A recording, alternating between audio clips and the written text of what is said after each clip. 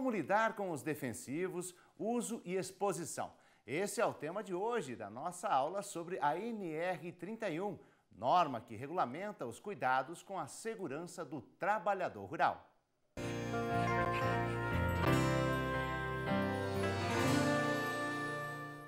Vamos iniciar mais uma aula sobre NR31, norma regulamentadora de segurança do trabalho rural, NR31. Bom, nosso assunto de hoje é sobre agrotóxicos. Então vamos trabalhar os principais pontos da NR31 relacionados aos agrotóxicos. O primeiro ponto é entender o que é um trabalhador exposição direta e o que é um trabalhador exposição indireta. Então o trabalhador exposição direta é aquele que manipula, propriamente dito, o agrotóxico. Vamos usar um exemplo. Quem trabalha preparando a calda, quem aplica, quem está descontaminando os EPIs, esse camarada está diretamente exposto. E trabalhador de exposição indireta são os que não manipulam diretamente os agrotóxicos. Vamos ver um exemplo. Pessoas que circulam e desempenham suas atividades de trabalho em áreas vizinhas aos locais onde se faz a manipulação dos agrotóxicos. Essa pessoa está exposta indiretamente. E também pessoas que desempenham atividade de trabalho em áreas recém-tratadas. Essa pessoa pode ser até um agrônomo, ele pediu, recomendou uma aplicação e aí depois ele vai lá conferir essa aplicação, né? Somente utiliza agrotóxicos, adjuvantes, produtos afins que estejam registrados e autorizados. Autorizados por quem? Pelos órgãos responsáveis por isso, né? Então não pode usar produto que não é registrado. Principalmente o pessoal que está no estado do Paraná, que tem que tomar mais cuidado, que lá é um estado mais restritivo. Vários produtos não podem ser utilizados lá. Essa prática é segura e para você e para o meio ambiente. Então, usar produtos registrados é uma prática segura para você e para o ambiente. Pessoas menores de 18 anos, maiores de 60 anos e gestantes não podem trabalhar com agrotóxicos. Por quê? Devido à sua imunidade. O de 18 anos a imunidade não está completa, o de 60, mais de 60 anos a imunidade já está em baixa e a gestante por estar gestante. O empregador rural equiparado afastará a gestante das atividades com exposição direta ou indireta a agrotóxicos imediatamente após ser informado da gestação. Nesse caso, a trabalhadora ela tem que informar o patrão, o empregador, para que ela seja afastada dessas atividades, né? Então, o empregador ele é responsável por isso, mas a trabalhadora que terá que informar. É vedada a manipulação de quaisquer agrotóxicos em desacordo com a receita e as indicações do rótulo e bula. Então, hoje, nós temos um comércio onde nem sempre o produto é adquirido através de receita de um agrônomo, né? A gente tem esse comércio informal. Esse comércio informal é proibido. Então, toda vez que for comprar um produto, tem que ser com receita e tem que seguir o que está lá. Essa, além de não ser seguro, pode causar um desequilíbrio ambiental.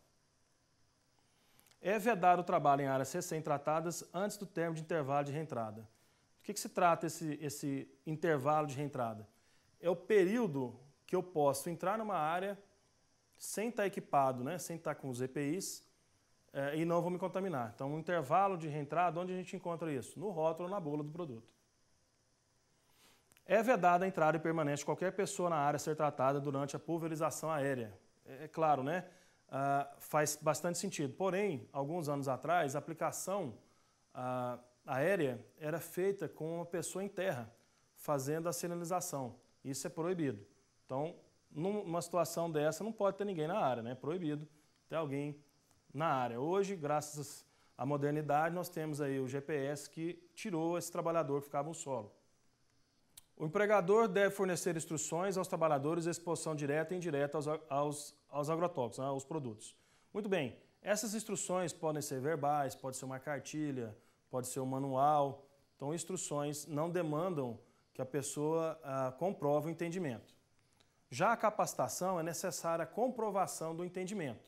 Então, a capacitação ela é diferenciada, ela tem limite, né, de horas para ser trabalhada, ela tem que ser feita para todos os trabalhadores expostos diretamente.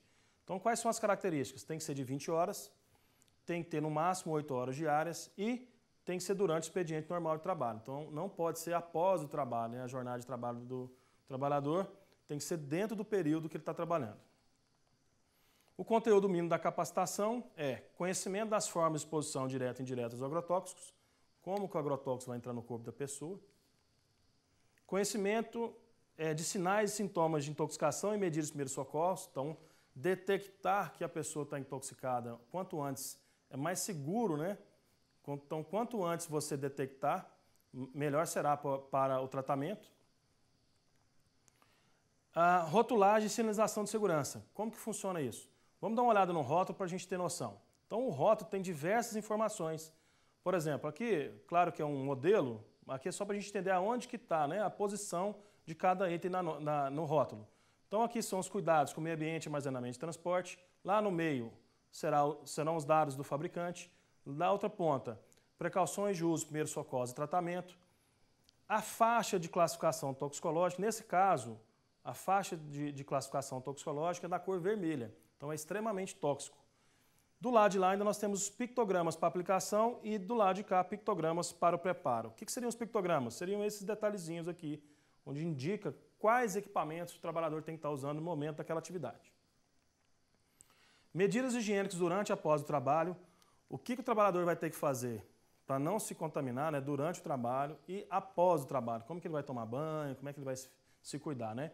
Antes do trabalho é fazer a barba, cortar as unhas, deixar o cabelo curto. O uso de vestimentas e equipamentos de proteção pessoal. Como usar? Não adianta só fornecer, tem que saber como usar. Tem uma sequência para colocar, uma sequência para tirar, para evitar as contaminações. Limpeza e manutenção das roupas, vestimentas e equipamentos de proteção pessoal. Também o treinamento tem que trazer isso, porque as vestimentas ela tem uma camada de hidrorrepelência. Se você não souber higienizar isso, você vai esfregar, essa camada vai sair e não vai funcionar de maneira adequada.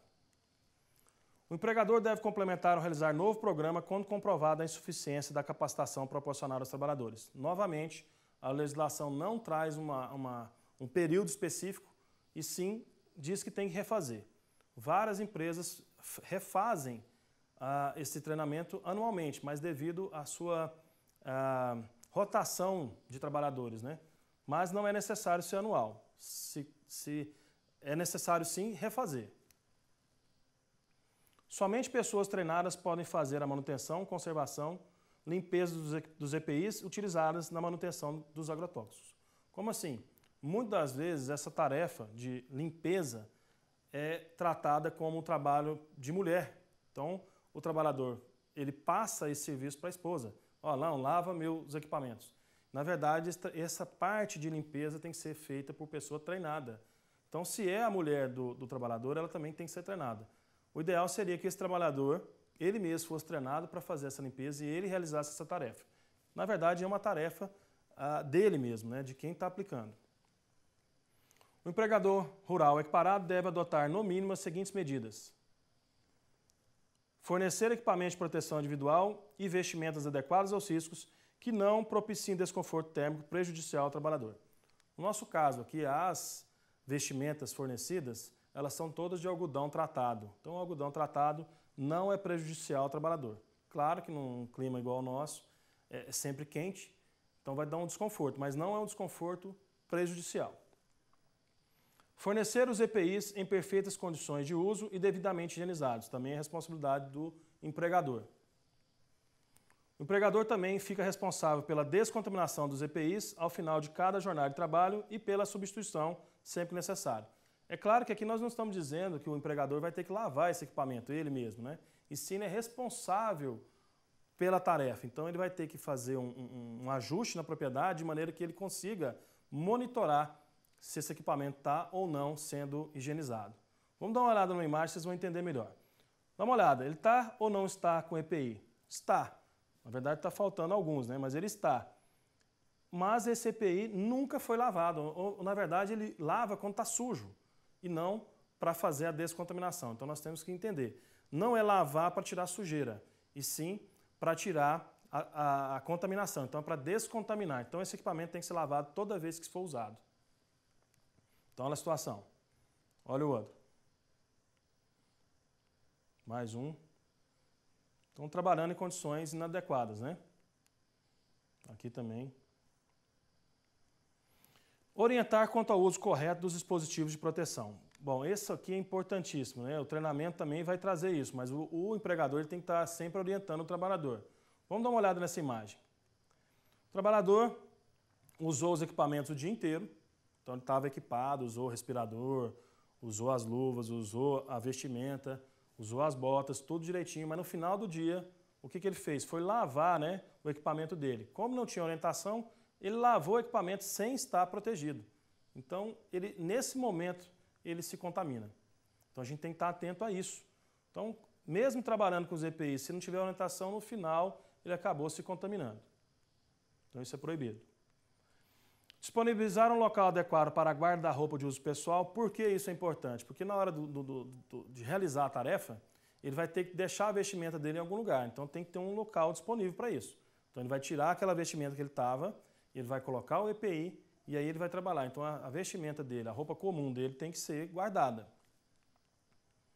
Fornecer água, sabão e toalhas para higiene pessoal. Isso aqui é importante, principalmente em caso de acidente. Tem que estar lá disponível para que ele possa se higienizar caso tenha um acidente. Então, derramou nele o produto, ele tem que ter lá água, sabão e toalhas para se higienizar.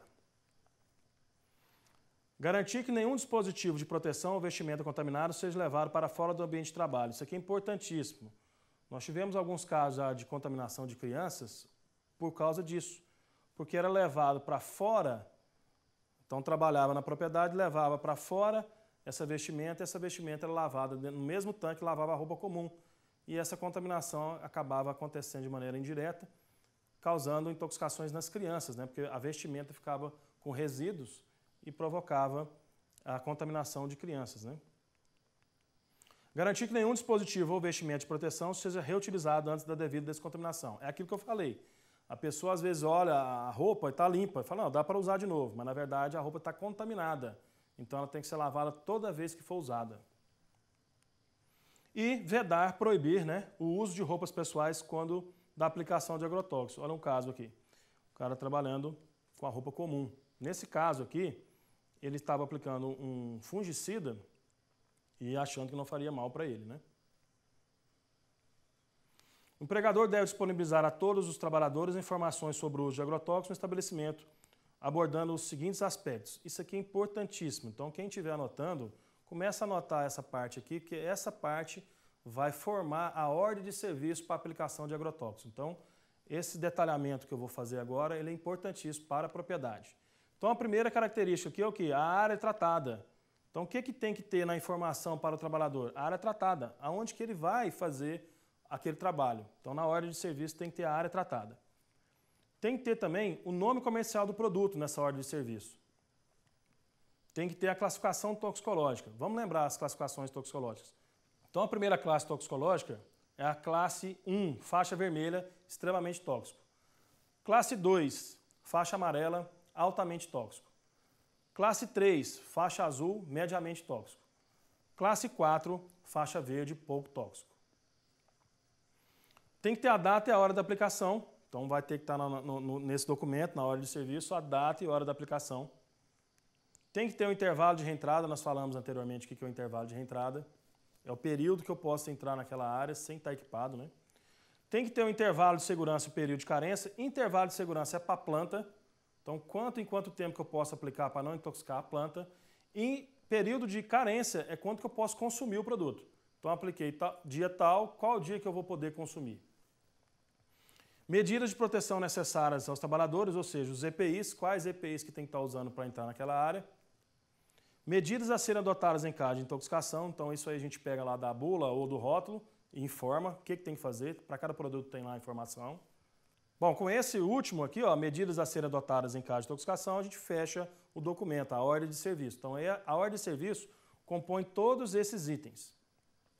Bom, vamos ver agora sobre a área tratada, né? O que eu tenho que fazer numa área tratada? Sinalizá-las. Como?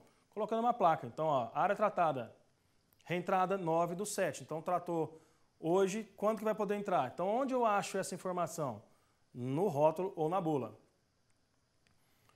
A conservação, manutenção, limpeza e utilização dos equipamentos só poderão ser realizadas por pessoas previamente treinadas e protegidas. Novamente, a questão de não usar, né, a esposa para fazer a limpeza. Então, se a esposa faz isso, ela tem que ser treinada.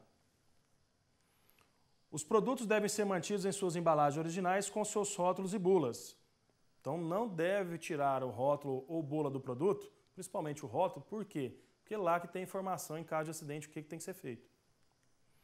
É proibida a reutilização para qualquer fim das embalagens vazias de agrotóxicos. Muitos trabalhadores utilizam essas embalagens para usar, para guardar leite, para guardar feijão, até mesmo para transportar combustível. Dá uma olhada. Então essas embalagens não podem ser utilizadas, elas têm que ser devolvidas, né?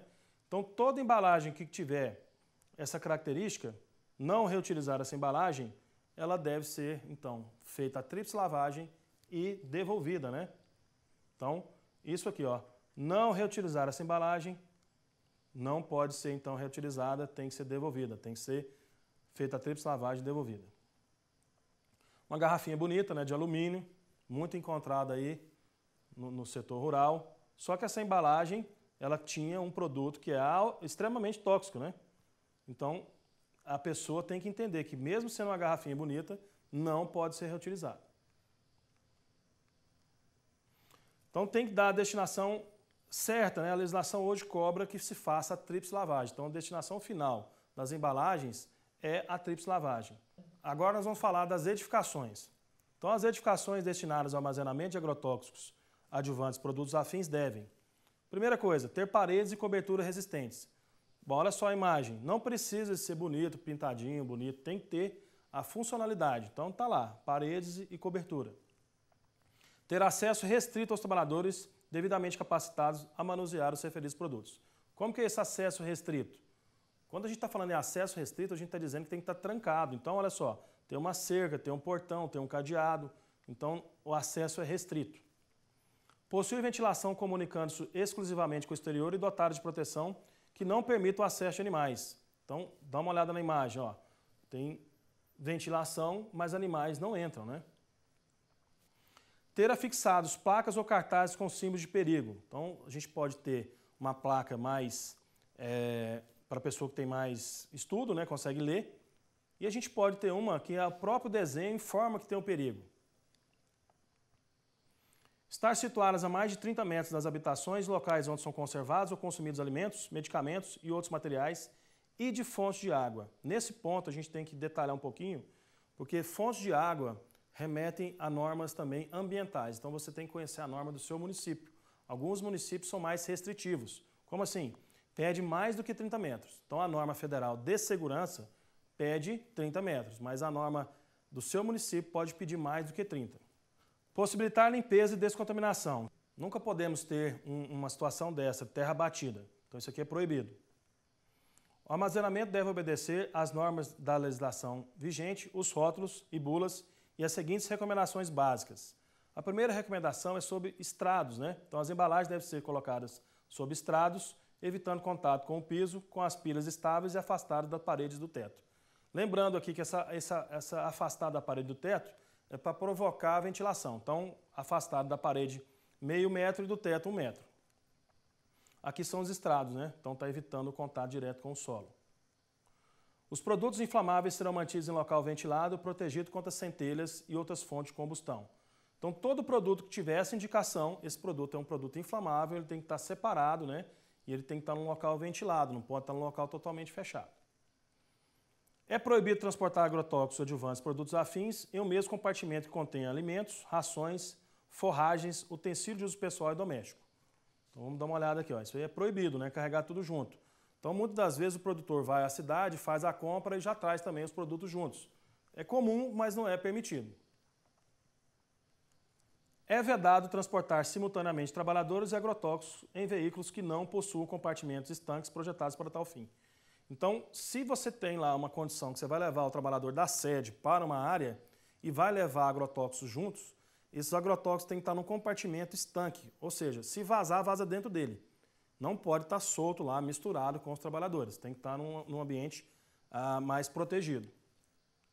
E com isso finalizamos mais uma aula sobre normas de segurança do trabalho rural, NR 31.